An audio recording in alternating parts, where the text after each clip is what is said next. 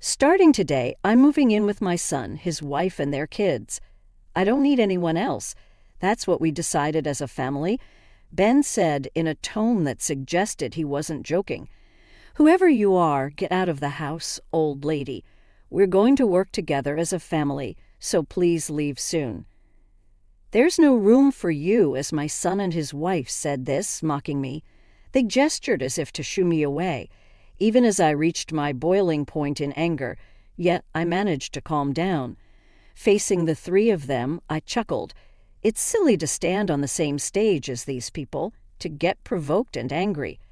After all, I've been paying $6,000 a month for living expenses, and they've forgotten that and are trying to kick me out. What are they planning to do from now on? Fine, I'll divorce you too. I'll leave as you've said. At my words, the three of them grinned with disgusting smiles. I turned around, left the living room, and secluded myself in my room. "Your belongings are trash. Take everything with you," Ben yelled from the living room. Without responding, I silently began packing my things. "My name is Sarah. I'm 65 years old. I married Ben and worked part-time, but now I take care of house duties and also work from home. I met Ben through what you might call a pickup. I was a college student at the time. Ben, who was 7 years my senior and a working adult, approached me, having fallen in love at first sight. Having no experience with men, I was wary and kept avoiding Ben. But Ben didn't give up and kept talking to me whenever we met. It was often just a greeting, but we'd chat if there was time. I reluctantly listened, but eventually he realized I wasn't interested and said, "I didn't mean to bother you. I'm sorry for making you feel uncomfortable." With that, I realized Ben's sincerity and decided to face him. Gradually, I began to be drawn to Ben as well. After we graduated from college, we got married and were blessed with a daughter, Natalie, and a son, Mark. Ben, who loved children, was cooperative in raising our 2 kids, and we lived happily as a family. However, that happiness didn't last long. When Mark entered middle school, I heard something unbelievable while I was working part-time. It was Rachel, a senior colleague who was a year older than me, who told me. She was close in age, had kids, and was easygoing and caring, so I felt a sense of closeness and liked her. One day, as we were heading home at the same time, she said, "You know, I was once picked up at the station a long time ago. That was the station where I met Ben."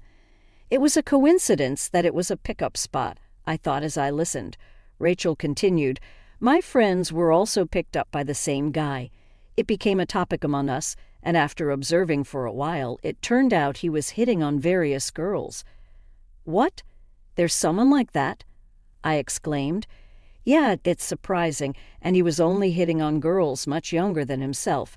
Rachel laughed, and I laughed along. "Rumor has it he finally caught a young girlfriend and got married. At that moment, I had a bad feeling, and somehow I felt embarrassed about meeting Ben here.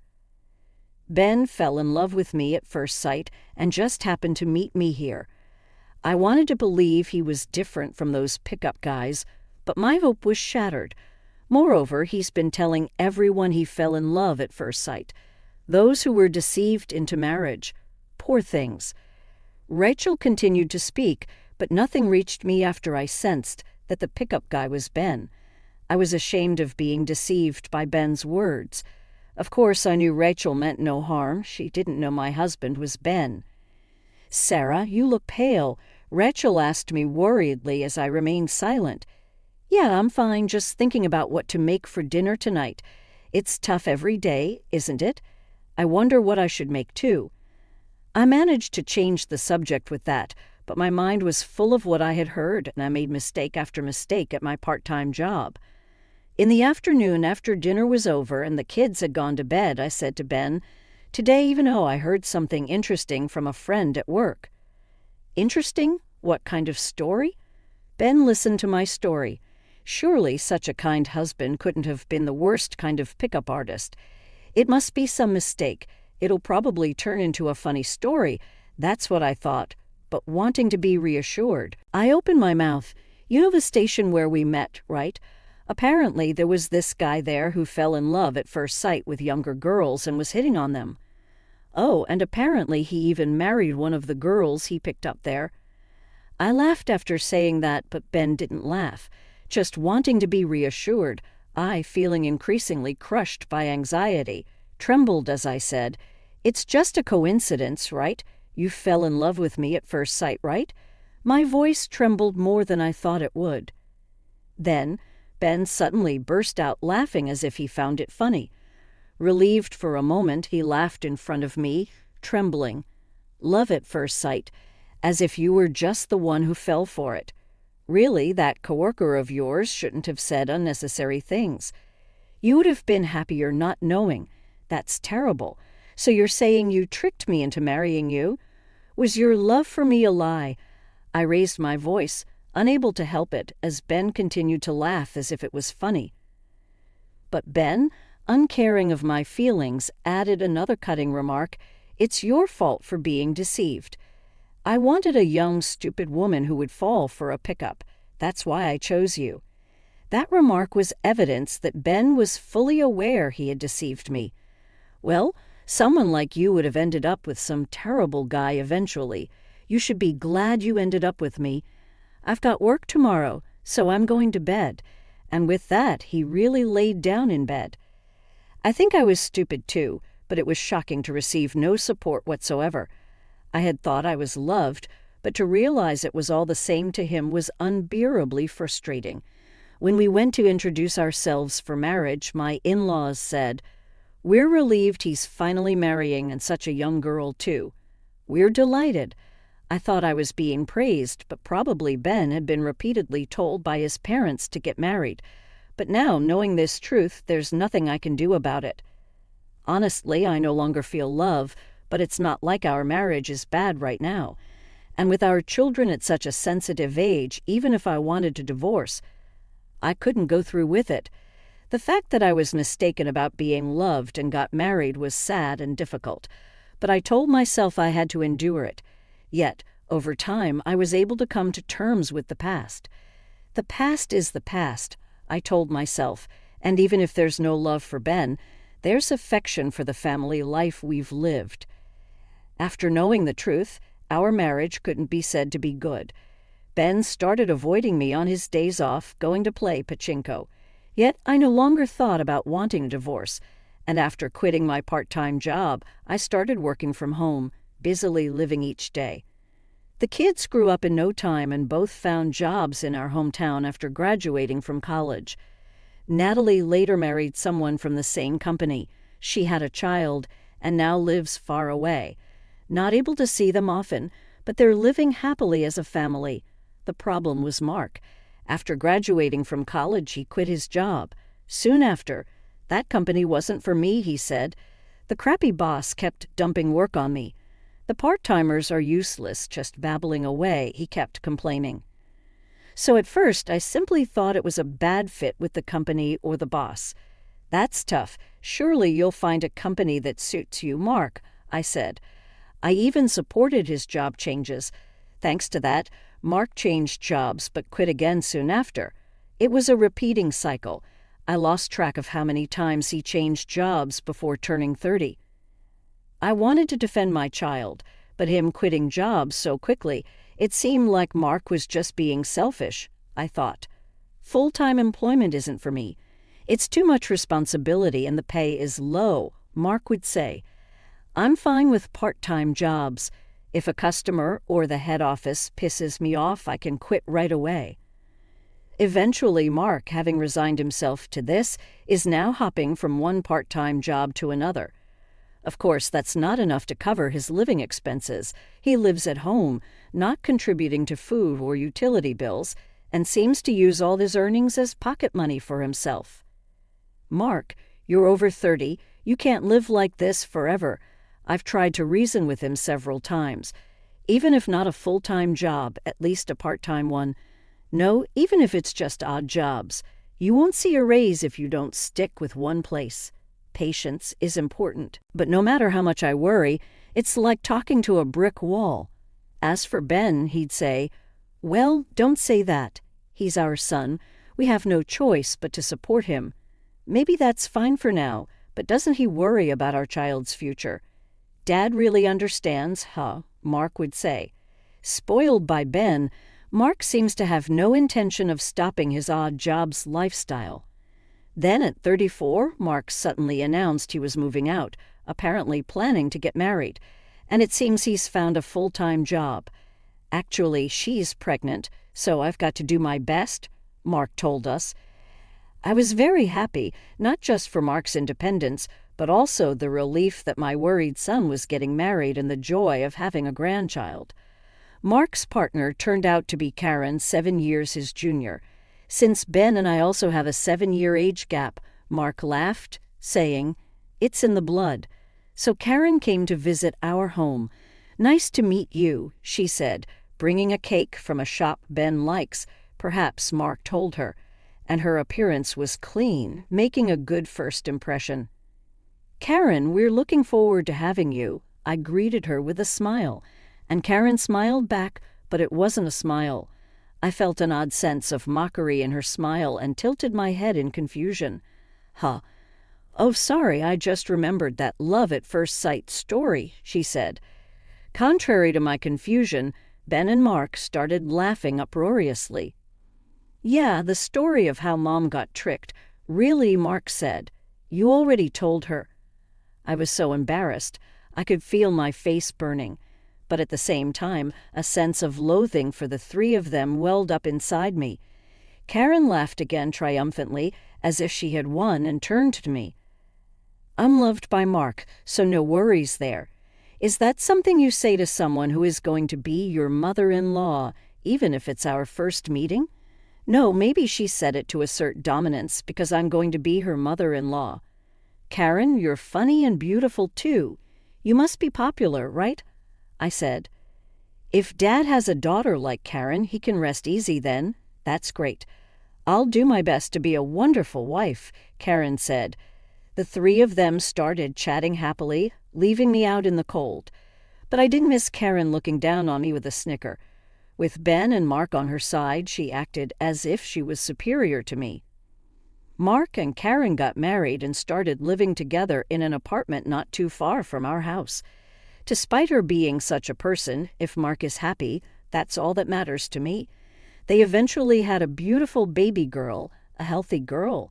I thought, now Mark really has to do his best. When an incident occurred, it happened one day when I returned from shopping for dinner.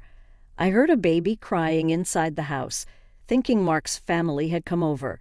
I hurried inside, and as expected, Mark, Karen, and my granddaughter were there. "Oh, you're here.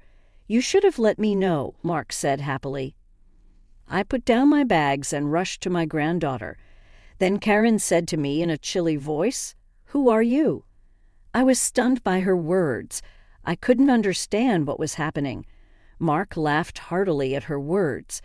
Amidst this, Ben said, "Seriously, starting today, my son, his wife, and their kids will live with me. We don't need anyone else. That's what we decided in the family." What from Ben's tone? It didn't seem like a joke. "I don't know who you are, but old lady, get out of the house. We're going to work together as a family from now on, so please leave soon. We don't have room for you."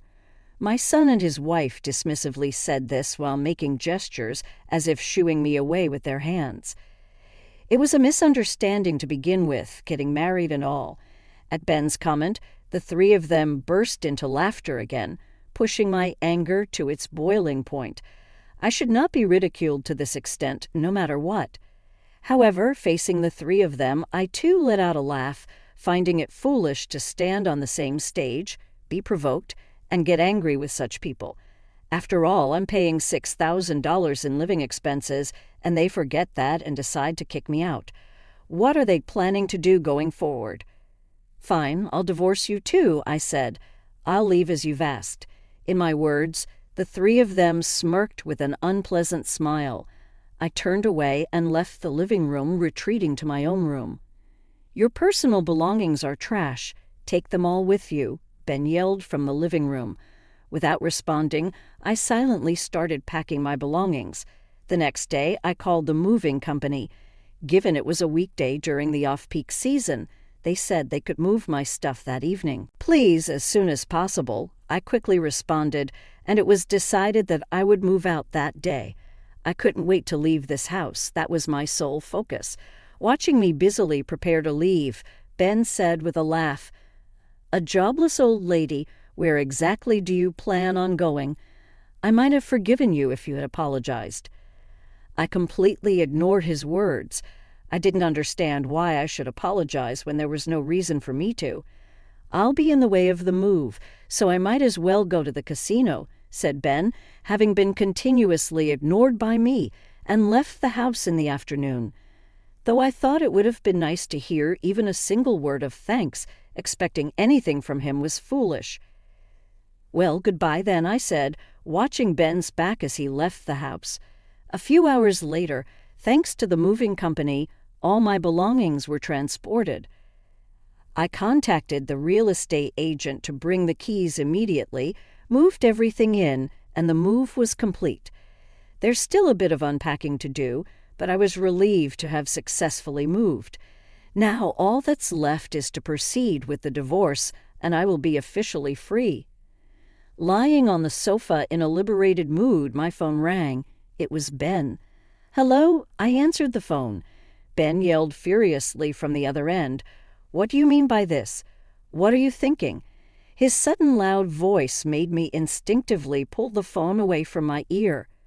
After a pause, I said, "What? Why are you so angry?" "Don't play dumb. What kind of spite is this? You took all the furniture and appliances. The house is empty." I was puzzled by his words and slowly looked around the room. The furniture and appliances I brought from the house were all here, but there was nothing strange about that. "What's wrong with that? You said not to leave my belongings behind." "In other words, personal belongings," I clarified. "You thought they were yours. I chose and bought them with my money." I laughed heartily. Ben, on the other end of the phone, couldn't say anything and let out a choked sound. "Mark and Karen were there, so you got carried away and said such things about kicking me out, but you weren't seeing the reality." "Well, I'll give you the appliances then," Ben said desperately, but I didn't miss his words. "Give me? They were mine to begin with." "Don't get ahead of yourself," I scolded. Ben fell silent again at my scolding. I could almost see his demeanor and nearly burst into laughter. "Shut up. Anyway, this cuts all ties between us. Don't ever contact me again." And with that, he hung up the phone. It was funny that Ben, who had called me, forgot that he was the one who initiated the call. After being outwitted by me, I couldn't stop laughing alone in my new house.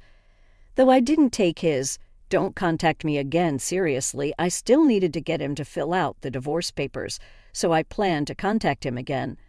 Annoying as it was, I intended to go back to the house the next day. As I left the office with a heavy heart, someone called out to me, stopping me in my tracks. "Sarah, I knew it was you." "Wasn't it Rachel?" It was Rachel, with whom I had gotten along well when I was working part-time. Though I knew her contact information, we had only met a few times since I quit, and I hadn't seen her at all in recent years. But a reunion after so many years was a happy occasion. We decided to have coffee and went into a nearby cafe. After catching up on old times, Rachel said, "Did you have some business there?" I told her everything in response to her question. I shared that I was the one who had married the pickup artist Rachel had told me about, and how my husband, son, and his wife had kicked me out of the house. While I laughed as I told the story, Rachel felt down on my behalf. That's how it was. I'm sorry for saying too much. Rachel looked apologetic, but I was actually grateful. Indeed, it was a shock when I found out, and I was too embarrassed and ashamed to talk about it back then. But now I think it was good that I knew. I could have ended my life being ridiculed. My feelings about this are genuine. There were times I thought I would have been happier not knowing, but that's only if Ben had been capable of reflecting on his past. Given Ben's character, if I had remained ignorant, I would have been ridiculed even more. I'm able to take action now while I still have the energy, thanks to discovering Ben's true nature back then. By the way, Rachel, did you have some business here too? At my question, Rachel started speaking after a moment's thought. Actually, it's about my son, your son. I thought you had a daughter. After I quit my job, I had another child. I came here for a legal consultation about him. It turned out she was having trouble with her son's partner. Thinking that every family has its issues, we talked about various topics and then parted ways. When I returned home, my son's family was there, apparently moving in their stuff. "Hey, you crazy old lady, taking all the furniture and appliances. What's wrong with you?" They really seemed intent on living together. The two glared at me as they came in. Where the large fridge used to be, there was now a small fridge that they must have used in their apartment. Its diminutive size made me burst into laughter inadvertently. "What's so funny?" Nothing. Heron seemed to understand why I laughed and snapped at me angrily. I elegantly dodged her attack and turned to Mark. "Where's Dad?" "In the bedroom. The baby's sleeping, so don't make any noise," according to Mark. Ben seemed to be babysitting the granddaughter. He did take good care of the kids when they were young. Back when I still felt happy. With that memory in mind, I headed to the bedroom. I brought the divorce papers. Just fill them out and leave them. As soon as I entered the bedroom, I said that. Ben glanced at me and clicked his tongue.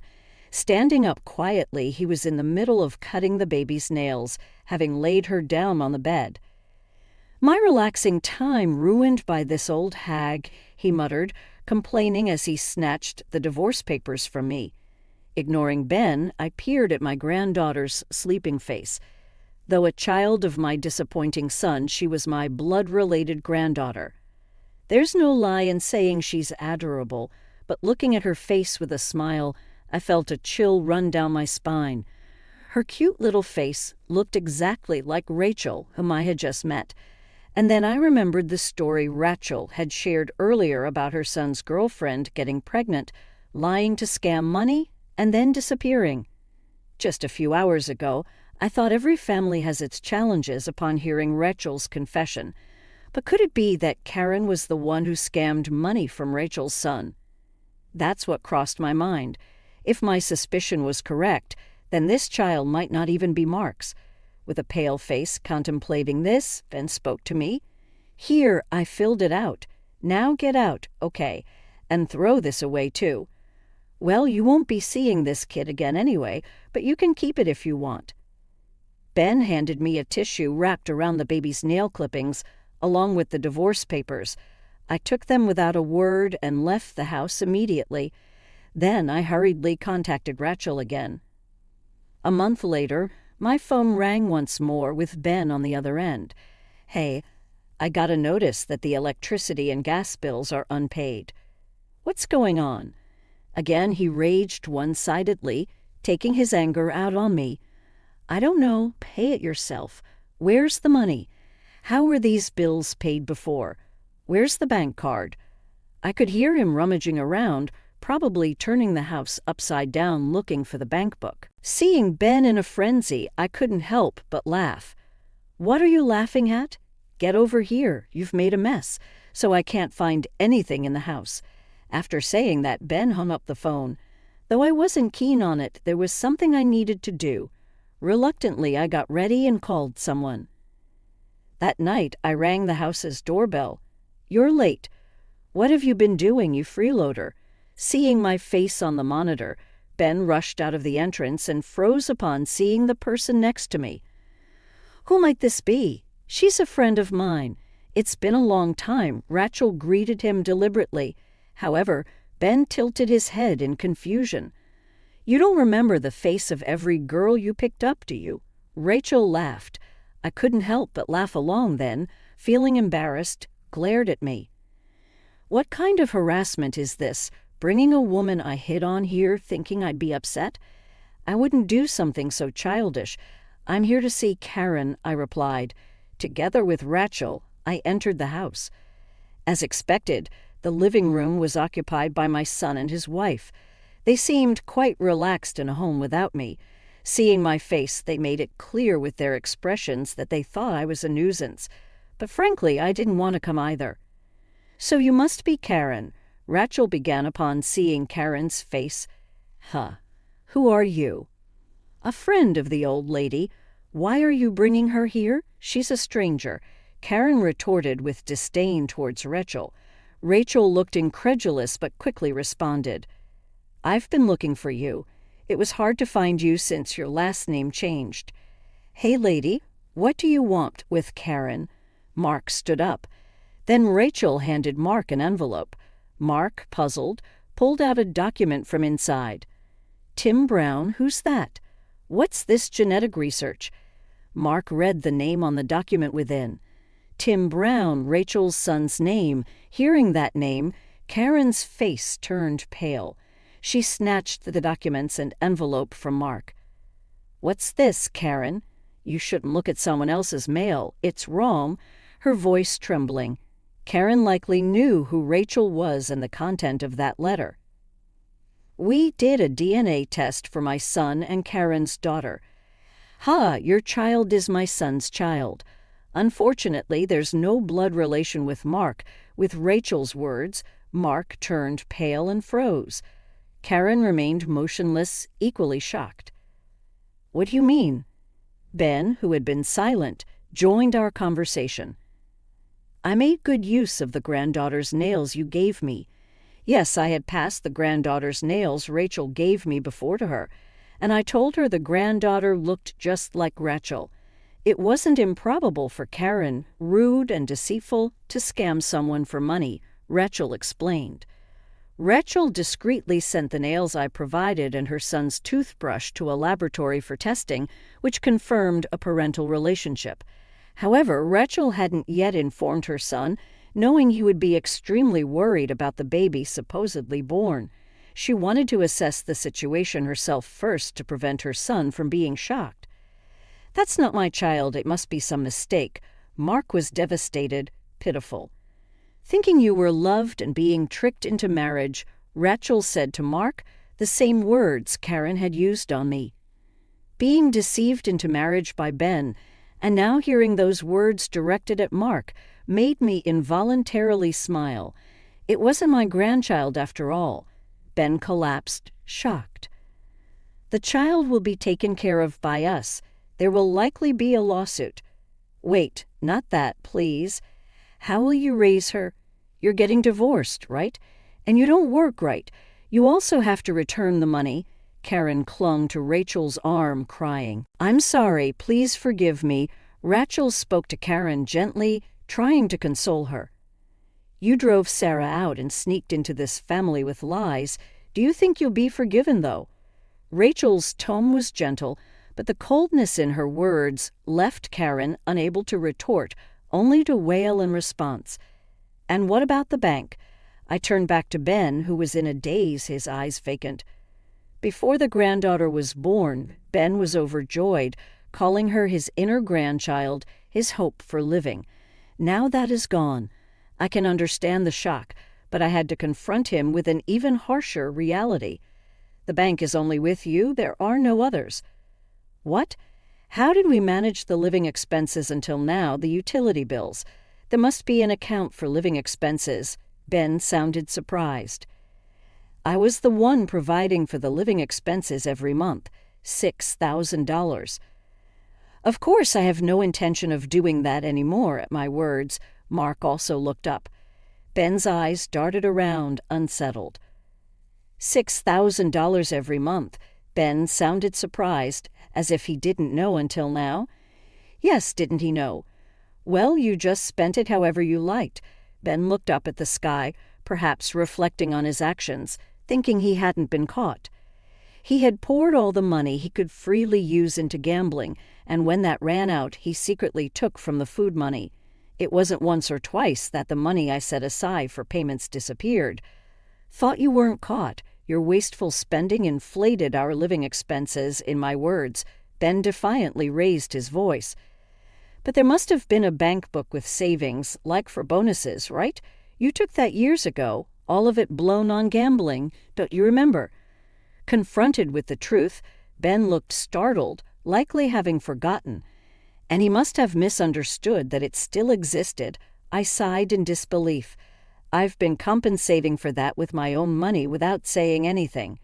Do you realize now how despicable you were to drive me out without knowing how much you depended on me? You better live without regret, liar. Where did a poor person like you get that kind of money?" Ben yelled, refusing to accept the truth. It was pointless to argue. If you can't believe it, then fine. I then turned my gaze to Mark. "And you, Mark?" Mark, who had been disheartened by the situation with Karen and his daughter, looked at me with empty eyes. Hopping from job to job, never contributing to the household expenses, living off my money, and then driving me out. Have you ever thought about what happens next? Silence followed my question. You know Dad's savings are zero. He might be re-employed now, but considering his age, how long can he work? Mark seemed to grasp the gravity of the situation, trembling as if he had seen something terrifying. You might have thought returning home would save you living expenses, like when you were single. But driving me out, you've made a huge mistake thinking life can go on as before, I continued. No one responded after that. Only Rachel patted my shoulder, satisfied. I felt fulfilled having said what I wanted and addressed her. Let's go home, right? Karen, I'll be in touch. As Rachel and I were about to leave, Mark called out, Mom, where are you living now? Living alone must be tough, right? You can come back. His smile was forced, calling me Mom for the first time in decades, clearly trying to appease me. His ulterior motive was transparent, and I responded with a slight smirk. Not at all. I'm living in a high-rise condo now. It's more comfortable than here, I stated. A high-rise condo? Yes, bought it for $2 million. Don't worry, if anything happens to me, I've arranged for everything to go to my daughter, so Mark won't be burdened. Hearing the amount, Mark and Ben exchanged looks. Where did you get that kind of money? Are you really wealthy? Rachel tilted her head, puzzled. Didn't your family know you're a best-selling author? No, I never said that because they would just ridicule me. Turns out you got away with the biggest one. We laughed together, and Ben and Mark suddenly changed their attitude, trying to stop me from leaving. Sarah, I was wrong. You've been doing such incredible work, and I never understood. I'm truly sorry. Please come back. Their sudden change of heart was nauseating. Both began to plead in soft voices, clinging to me. To think you can live in such a house, Mom, you're amazing. Come back home. If that's impossible, could you at least help with the living expenses, please? I was just deceived by that woman. It's sad, isn't it? Mark said, pointing to a disheartened Karen. Karen flinched, but it seemed like she no longer had the energy to fight, sitting next to her sleeping child without moving. I felt a bit sorry for her, but after all, it was her own doing, and I had no intention of helping. Yes, being deceived into marriage is pitiful. I returned my gaze to Mark and said that. Well, then, that's why you have to figure it out yourself, right? It's your fault for being deceived. With those words, I pushed Ben and Mark away. They must have realized they were abandoned by me. Stunned, they slumped onto the sofa. See you then. I cheerfully bid goodbye and left the house. A family that had no interest in me. Even when I said I was paying, they wouldn't believe me and treated me as poor. Even when I said I was working from home, they ridiculed me, saying working from home, really. They probably didn't know I was a novelist, nor did they know about the royalties and real estate investments I made with that money. I couldn't care less about being praised for my work by such people now, nor did I want anything to do with them. Karen, who tricked me and got into the family with lies, and Ben and Mark, who kept belittling people, ended up losing their family money and hope. Maybe we were a family of similar kinds, I thought, laughing inwardly. Afterward, Karen and Mark divorced. Karen was kicked out but had nowhere to go, so she's apparently still living in the house temporarily. Ben and Mark, despite everything, couldn't bring themselves to throw out the small baby. Karen must be living there miserably. Mark eventually quit his job again. He thought he no longer had the duty to support a wife and child, but seems to have forgotten that he now has to support his father in that moneyless house. I wonder how the two will survive. I hope they reflect on their actions and live their lives accordingly. Later, Rachel and her son Tim sued Karen. Rachel is gearing up for parenting from scratch. It's enviable to have something to strive for at this age, but it reminds me that I too must keep working. I open my laptop. Maybe for my next book, I'll write about a woman who was deceived into marriage, but turns her life around and finds happiness. Watching the night view from my beautiful condo, that's what I thought.